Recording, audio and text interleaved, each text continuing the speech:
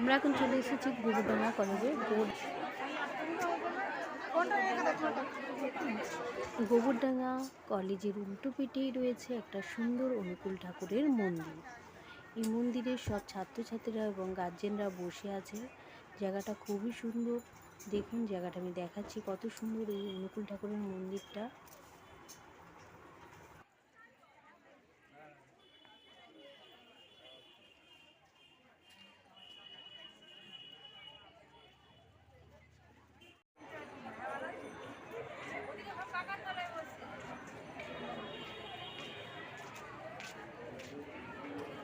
দেখি